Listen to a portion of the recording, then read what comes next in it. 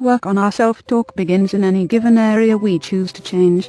We start to control our self-talk, so that when our behavior is other than what we want to be, we will say to ourselves in some manner, "That's not the way I am. That's not like me." Then make an affirmation as to what me is like. It's like me to be a winner. It's like me to be loving. It's like me to be successful. It's like me to outgoing. When I do something that is successful, something that in the past would not have been like me, I must then, through my self-talk, reinforce my belief by saying, "That's the way I am. That's like the new me. I am successful, easy to get along with, outgoing," etc. As I do that, the subconscious records my self-talk. It does not record what is happening. It records my opinion of what is happening. What I image to be true is what I record. We move toward what we picture. We move toward what we picture. We physically, emotionally, and psychologically create through activity and movement what we hold as a picture in our minds, whether it is good for us or not. As long as we hold the picture, we are drawn toward that picture. We control our imagery through directed self-talk. We can image ourselves into new behavior, even though right now it may be opposite to the way we are behaving or acting. Remember, thought must come before action. Don't be concerned about your actions. Only be concerned about your self-talk and mental picture. Make sure they are controlled to bring about a desired end result.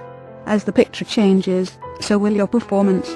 Our subconscious creative mechanism knows exactly where we are in time and space in relationship to the target, the relationship to where we are right now, and end result we are trying to achieve. If we get off course, negative feedback will motivate us to stay on course.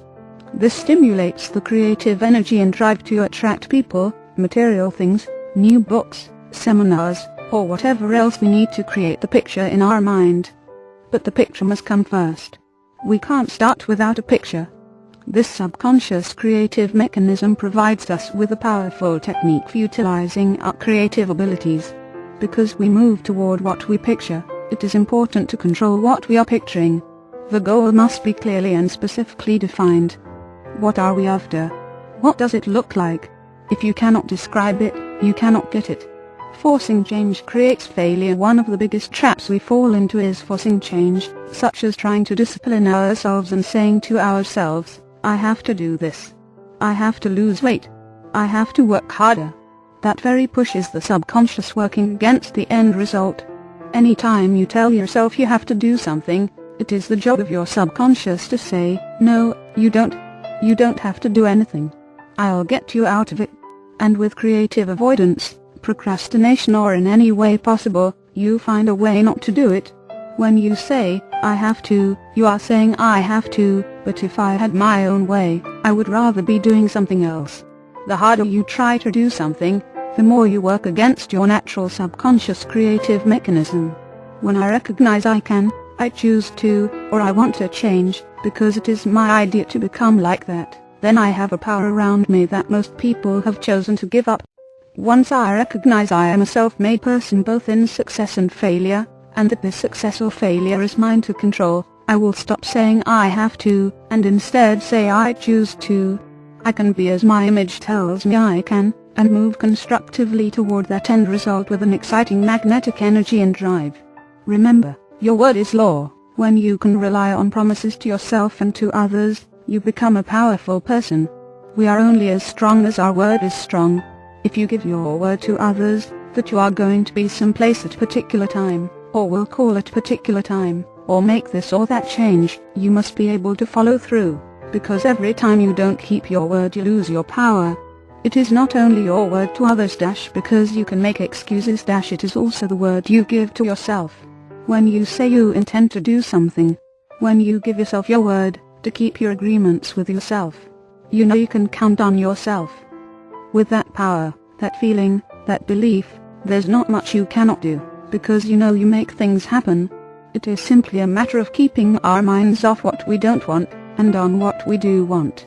Don't spend your time imaging and imprinting what you are trying to avoid.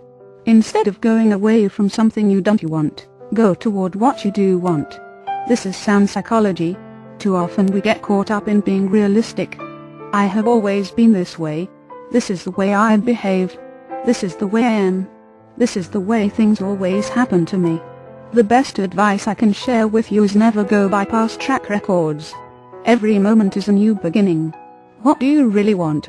Successful, high-performance people look at what they want and move toward the end result. So what is it that I want? We must decide that for ourselves. What makes me a happy person? Why do I go to work? Why do I go to school? Why am I involved in anything? What do I want for myself? What everyone wants in life is to feel good. It is that simple. It is the feeling we are after. We tend to go after things to get the feeling. The material things or events are just an excuse to play the game. What is it that turns me on? What do I enjoy doing? This is the key question.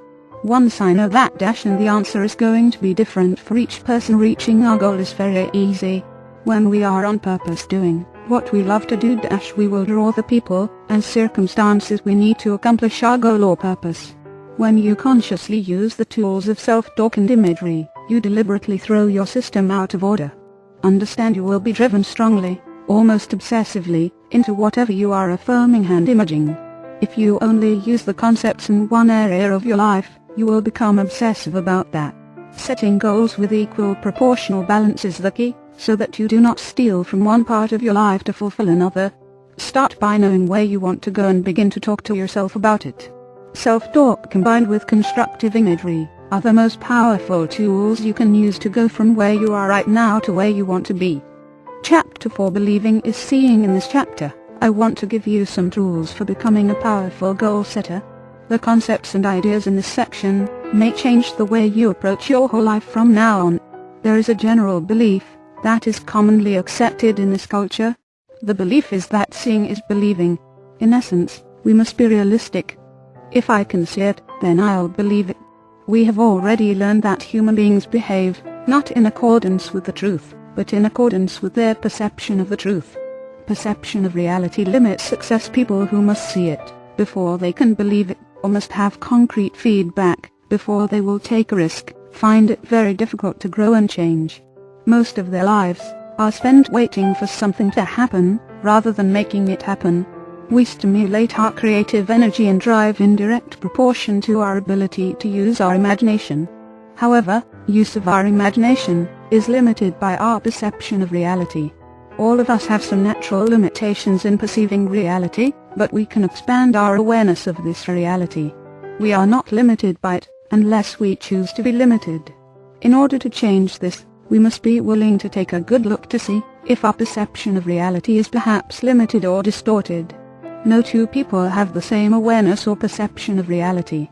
This accounts for the uniqueness of each individual. Although we perceive the same world, we interpret what we see differently.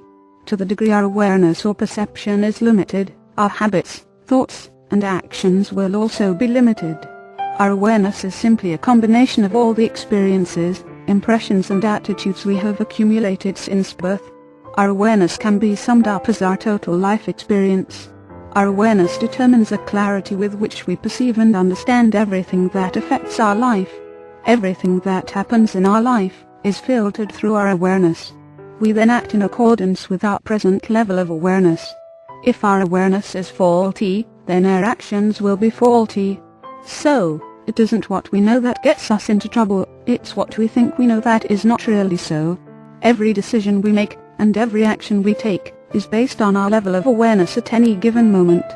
In order to be all we can be, we must constantly work to change and expand our level of awareness, or our perception of reality.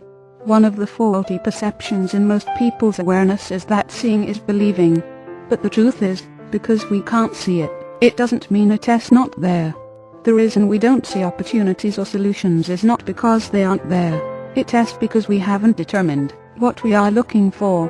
Rather than wait to see before believing, we must first set our goal before our reality will change.